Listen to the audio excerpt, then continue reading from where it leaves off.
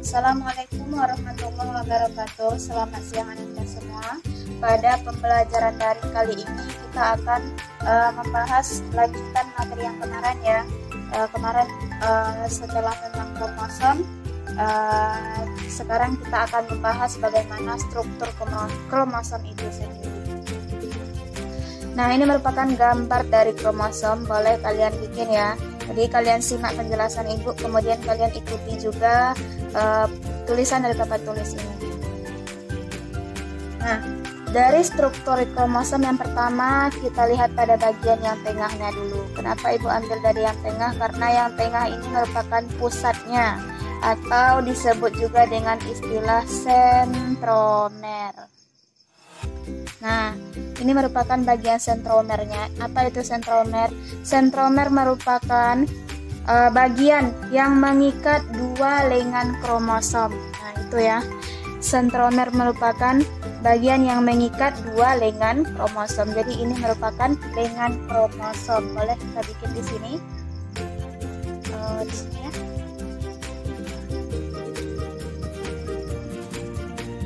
Lengan kromosom. Lengan kromosom. Nah, itu dia. Kemudian bagian yang kedua adalah kita lihat di ujungnya nih. Nah, ini merupakan ujung dari kromosom atau disebut dengan istilah telomer ya. Telomer. Nah, telo itu artinya ujung, berarti dia merupakan bagian dari ujung kromosom itu sendiri, sehingga disebut dengan istilah telomer. Nah, lanjut yang ketiga. Yang ketiga adalah di sini ya, nih bagian yang berwarna biru. Nah, bagian berwarna biru dari sini ya. Ini disebut dengan istilah kromonema. Kromonema, itu dia. Kromonema. Jadi apa itu kromonema ini? Kromonema adalah yang bergaris warna biru ini ya, yang bagian ini. Kromonema ini merupakan kromatid yang mengalami penebalan.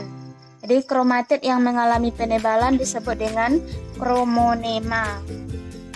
Oke, lanjut. Selanjutnya adalah, nah, di dalam kromonema ini terdapat bintik-bintik yang kalian lihat berwarna merah. Itu sengaja bikin bedakan warnanya biar lebih jelas. Berwarna merah yang ini juga itu disebut dengan kromomer ya. Kromomer. Tuh. Jadi yang berwarna merah ini merupakan kromomer. Apa itu kromomer? Kromomer ini merupakan butiran yang terdapat di dalam kromonema. Jadi kalau ada butiran seperti ini terdapat di dalam kromonema disebut dengan kromomer. Nah, pada kromomer inilah terdapat nantinya yang disebut dengan lokus. Apa itu lokus? Lokus itu adalah tempat gen berada. Jadi tempat gen berada disebut dengan lokus. Lokus ini terdapat pada kromomer. Sementara kromomer ini terdapat di dalam kromonema. Ini dia kromonema. Oke, lanjut. Matriks yang ini lagi ya. Jadi ini adalah matriks. Kalian lihat ini bintik-bintik ini atau cairan yang terdapat di dalam kromosom ini ya. Nah, inilah disebut dengan matriks. Jadi matriks ini fungsinya simpel saja, yaitu untuk melindungi kromonema. Jadi kan dalam matriks ini terdapat kromonema, berarti dia fungsinya untuk melindungi kromonema. Nah, mungkin itu saja penjelasan dari struktur kromosom. Oke, kita lanjut. Nah, jadi silahkan dicatat ya. Silahkan dicatat gambar dari kromosom itu sendiri. Kemudian bikin bagian-bagiannya dan bikin juga penjelasannya. Apa itu sentromer, telomer, kromonema, kromomer, dan matriks.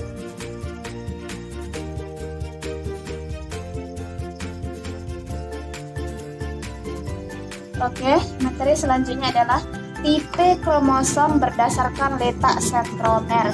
Nah, tadi sudah Ibu jelaskan bahwa sentromer itu merupakan bagian yang menghubungkan antara lengan kromosom yang satu dengan yang satunya lagi, atau disebut juga berasal dari kata sentral ya, berarti pusat kan artinya.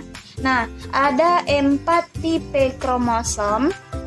Yang pertama adalah metasentrik. Metasentrik berarti kita hanya melihat pada tipe kromosom ini, kita hanya melihat letak sentromernya saja ya, berdasarkan letak sentromernya. Nah, kalau metasentrik ini, sentromernya yang ini sentromer ya, sengaja ibu bikin warnanya beda, warna yang hijau ini yang bulat ini adalah sentromer. Metasentrik ini merupakan kromosom yang sentromernya terletak di tengah lengan kromatid, di tengah lengan kromatid. Nah, anggap saja ini lengannya itu sama panjang ya, berarti sentromernya berada di tengah. Nah, kemudian yang kedua adalah submetasentrik. Submetasentrik. Nah, kalau yang kromosom yang tipe yang ini, submetasentrik ini, sentromernya tidak di tengah lagi, itu saja intinya. Berarti agak ke artinya sudah berat sebelah ya, sudah panjang sebelah dari lengan kromatidnya. Ini kan lengan kromatid nih. Yang ini yang lebih panjang daripada yang ini, cuman sedikit saja gitu. Itu makanya disebut dengan submetasentrik. Selanjutnya yang ketiga adalah akrosentrik. Yang ketiga akrosentrik. Nah, akrosentrik ini merupakan kromosom yang letak sentromernya hampir di ujung. Nah, ini kan berarti sedikit lagi kan nyampe ke ujung sini nih. Sedikit lagi nyampe ke ujung sini. Berarti beda dengan ini ya. Kalau di sini sentromernya itu lebih agak ke tengah sedikit, artinya lebih dekat ke tengah daripada ke ujung. Nah, kalau akrosentrik ini sentromernya itu udah hampir ke ujung. Nah, lanjut yang keempat adalah telosentrik. Kalau yang telosentrik ini kalian lihat ini ada telomernya, telomer. Bukan telomer ya, sorry salah ibu. Di sini kita hapus lagi. Sentromer. Nah, ini kan sentromer nih. Jadi cuman ini aja yang ibu bikin keterangan ya. Ini sudah mewakili dari yang keempat ini. Jadi sentromernya itu terletak pada ujung lengan ini. Jadi itu makanya disebut dengan telo. Telo kan tadi kita bahas tadi ada gambar kromosom yang tadi ada telomer. Telomer itu berarti ujung, telo artinya ujung. Telomer artinya bagian ujung dari kromosom. Nah, kalau ini telosentrik, sentriknya sentral atau pusat, ujungnya, telonya ujung, berarti sentromernya berada di ujung lengan kromatid. Nah, jadi itu merupakan tipe dari kromosom yang ada 4. Silahkan dibikin gambarnya dan penjelasannya. Oke, sekarang lanjut. Ini ada beberapa istilah yang sering dipakai atau yang akan sering kalian temui pada materi atau substansi genetik ini. Nah, yang pertama adalah kariotip.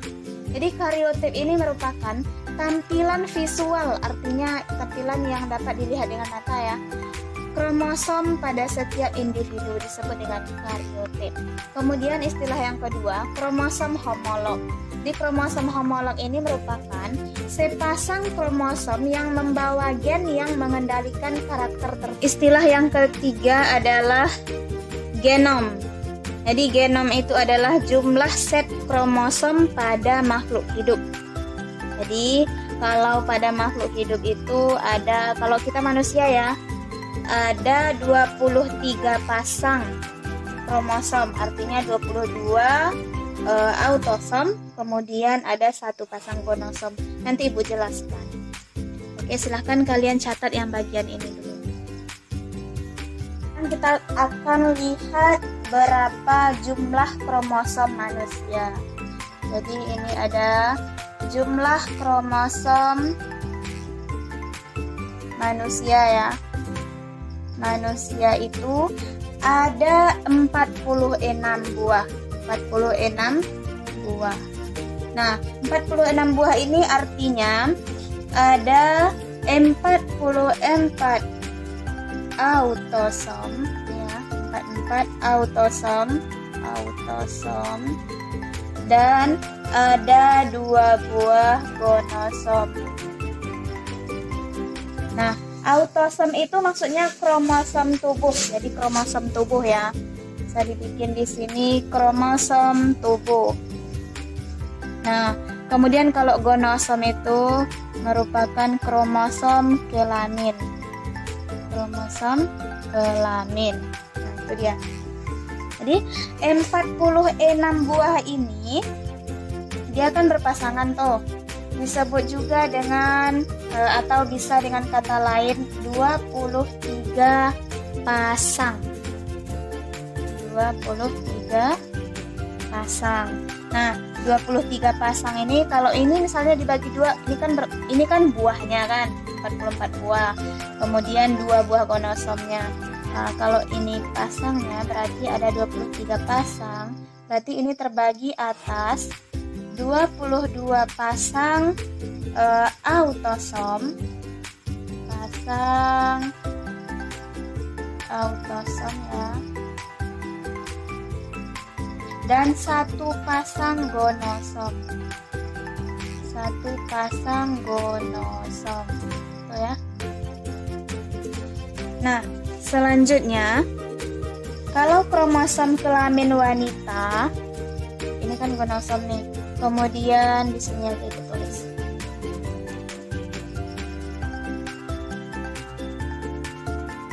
Kromosom kelamin ya. Kromosom kelamin kalau untuk wanita itu disingkat dengan XX. Nah, istilahnya XX ya.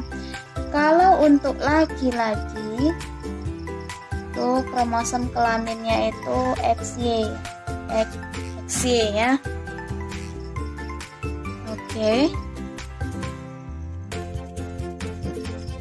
Oke, lanjut. Jadi kita lihat berapa jumlah kromosom perempuan. Jadi kan tadi udah tuh kromosom kelamin wanita kan XX. Kalau kromosom kelamin laki-laki itu XY. Nah, jadi jumlah kromosom perempuan itu bisa dirumuskan seperti ini. 22 AA. Artinya kalau AA berarti dia berpasangan ya, 22 AA ditambah dengan XX. Nah, ini yang menunjukkan kelamin. Nah, kalau ini kan tadi berarti autosom ya, artinya kromosom tubuhnya. Kalau XX ini adalah gonosomnya, gonosom dari perempuan itu sendiri. Atau bisa juga seperti ini, atau nanti kan kalau ada di soal misal ditanya berapa jumlah kromosom perempuan, pasti ada alternatif jawabannya ya. Atau 22 AA ini bisa juga kita tulis dengan 44A. Nah, berarti A-nya 1. Kalau 44 di sini A-nya tinggal 1. Karena ini hitungannya buah, bukan pasangan. Kalau 22 AA berarti dia berpasangan, ada 22 pasang. Nah, 22 pasang kalau kita hitung kan jadi 44. 22 pasang berarti kali 2, 44. Nah, kalau di sini A-nya 1 berarti dia 44. 44A ditambah dengan XX. Nah, kalau di sini tetap dia XX. Artinya kan 44 tambah 2 sama dengan 46. Kalau ini 22 pasang gitu ya. 22 pasang ditambah 2, 44 tambah 2 sama dengan 46 juga kan. Ini juga autosomnya. Autosom, sementara ini adalah gonosom. Nah, gitu. Nah, sekarang kita lihat yang untuk laki-laki. Oke, sekarang perhatikan jumlah kromosom. Kromosom pada laki-laki ya. Laki-laki. Kalau laki-laki berarti ada 22 AA, artinya 22 pasang ya karena ini A-nya 2. ditambah XY. Nah, kenapa XY? Karena memang kalau untuk laki-laki itu simbolnya XY. Kalau kromosom kelamin atau gonosom. Nah, di sini autosom. Nah, itu 22 pasang autosom ditambah dengan XY, atau bisa juga rumusnya 44A ditambah dengan XY ya. XY. Nah, 44 autosom. Ini juga sama gonosom. Jadi kalian kalau menjawab soal nanti jangan sampai terkecoh ya, perhatikan betul. Kalau 44 di sini, berarti di sininya A-nya 1. Berarti itu hitungannya buah. Dan kalau di sini 22 berarti ini A-nya ada 2, artinya 22 pasang. Tambah XY, bukan 23 langsung ya, karena ini masih ada gonosomnya. Jadi ada tuh pengecek jawabannya. Jadi perhatikan betul.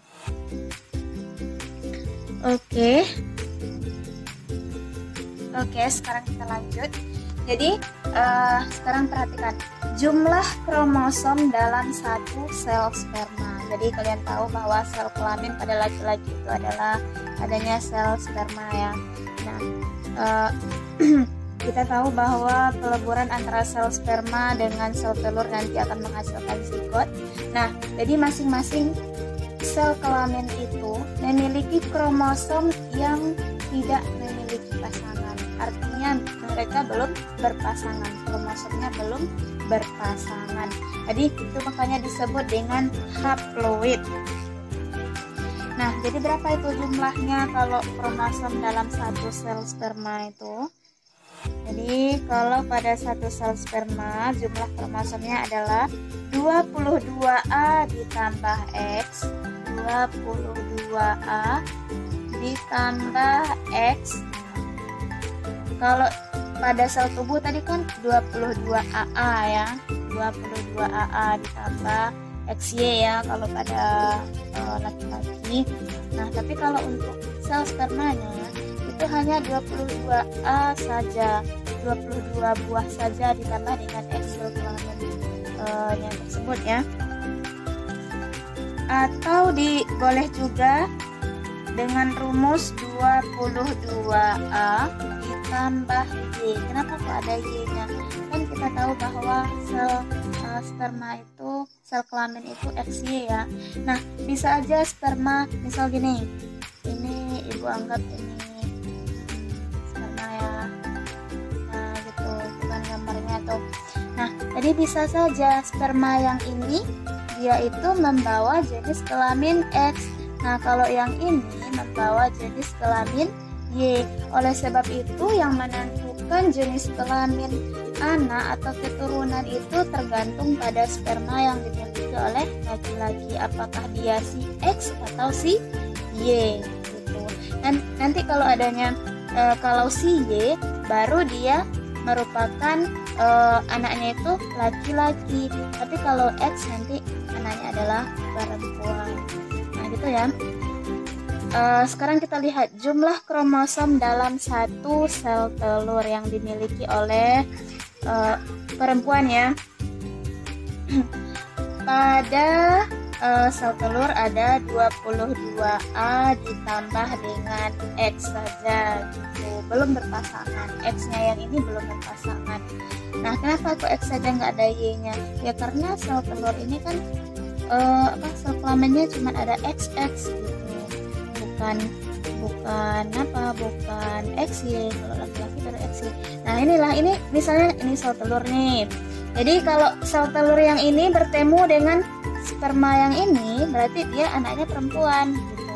Nah, kalau sel telur yang ini, pokoknya kalau perempuan cuman ada X saja, artinya dia membawa kelamin perempuan saja gitu. Kalau yang sel telur yang ini bertemu dengan si sperma yang ini yang membawa kelamin Y, barulah dia nanti akan menghasilkan anak laki-laki.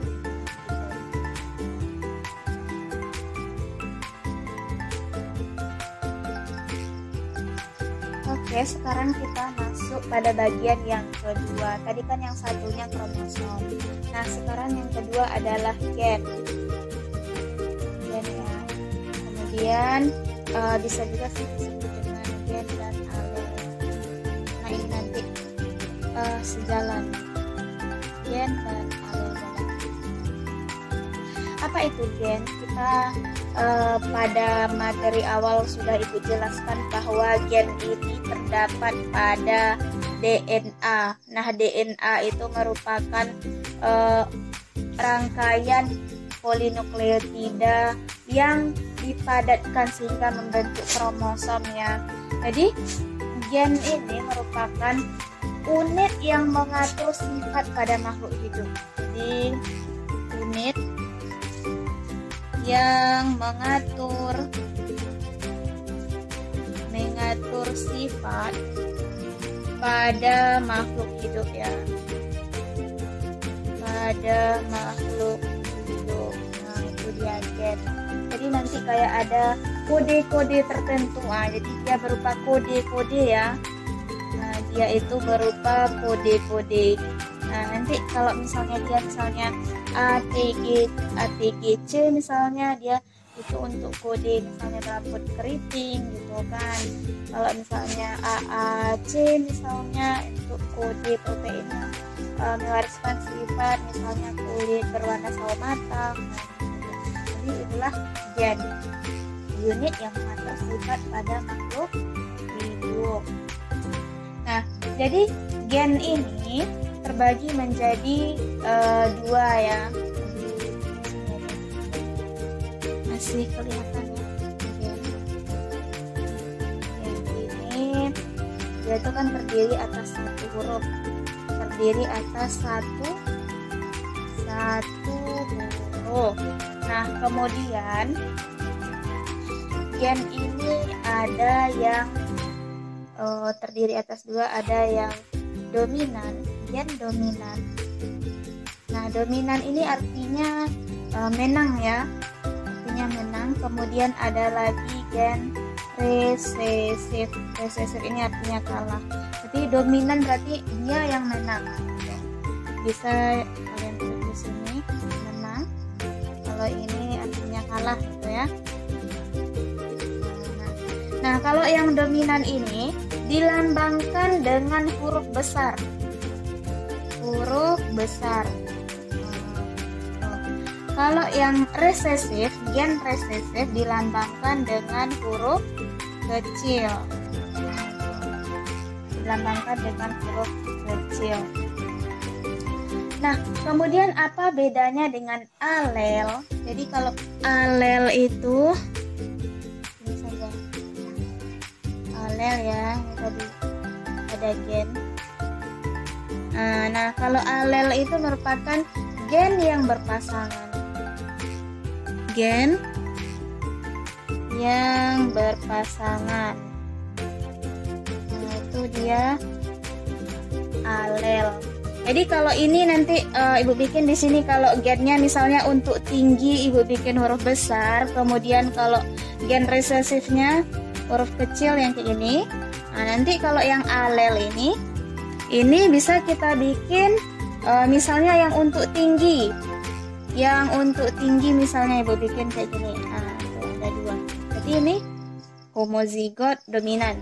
Oke, boleh nanti Ibu jelaskan, Ibu bikin gambarnya dulu ya.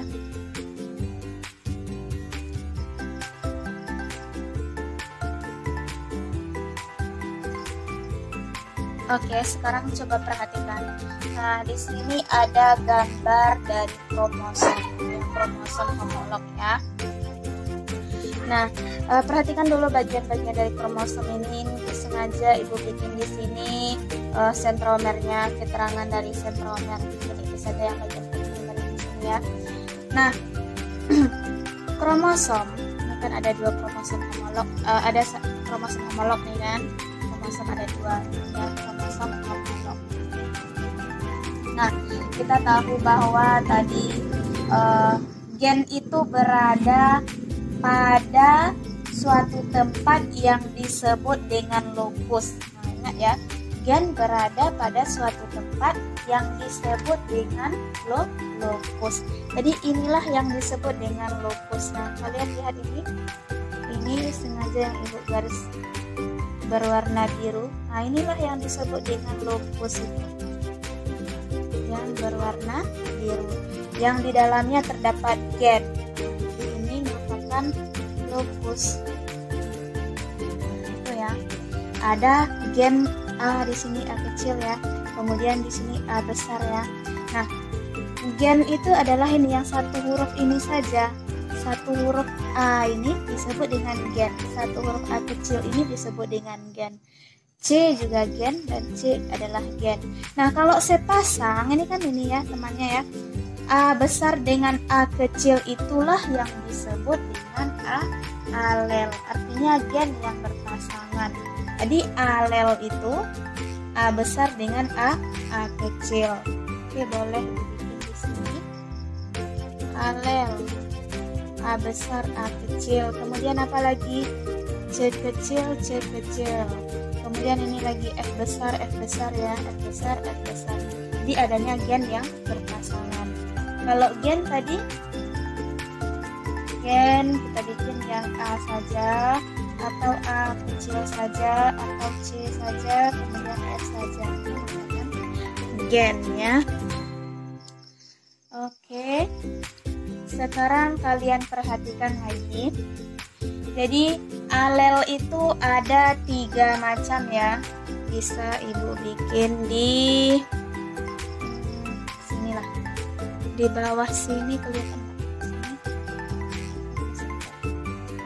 Di sini saja ya. Atau ini karena papan tulisnya kecil, atau ibu hapus saja yang bagian ini. Ini kan sudah dibikin tadi nih, bikin aja dulu ya locusnya. Ini sentromer biar bisa kita bikin namanya di sini.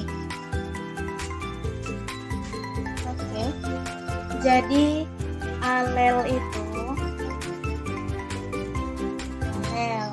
alel itu adalah gen yang berpasangan ya. Gen yang berpasangan. Nah, itu ya. Contohnya adalah A dengan A. Kalau A besar dengan A kecil, A besar dengan A kecil ya, A besar dengan A kecil itu disebut dengan, atau ibu bikin nomor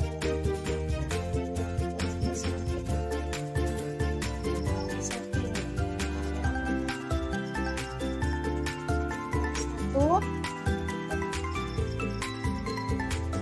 homozigot atau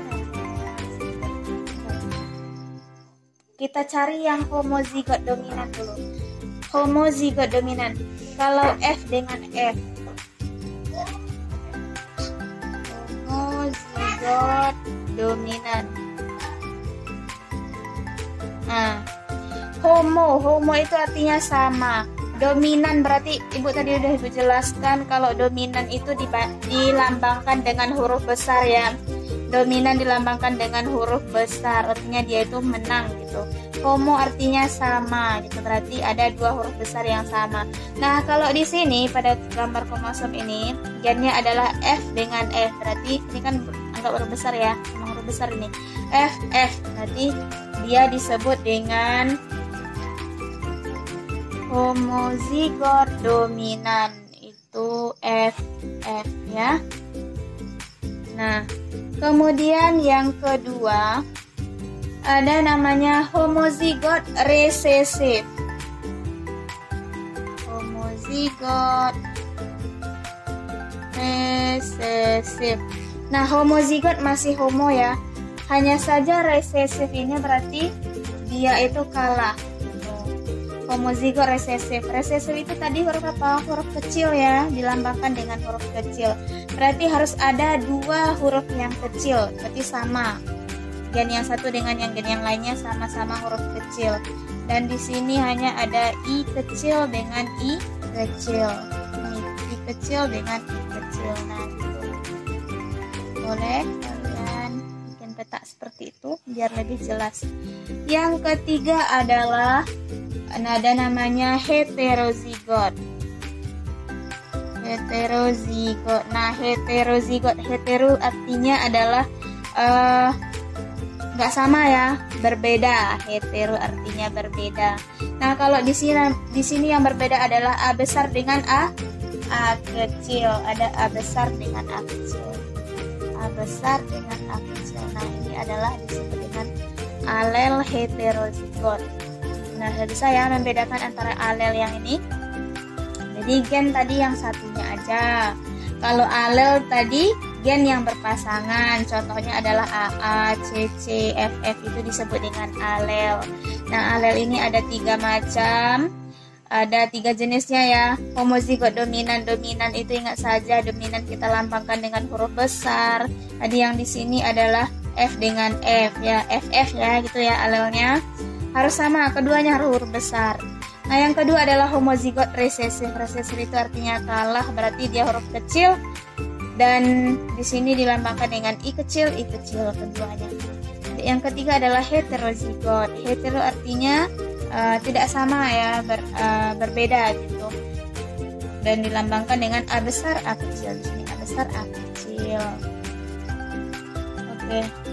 Jadi itu dia mengenai alel. Oke Ananda, mungkin untuk pembelajaran kali ini kita cukupkan sampai di sini dulu, dan kita lanjutkan pada pembelajaran berikutnya. Assalamualaikum warahmatullahi wabarakatuh.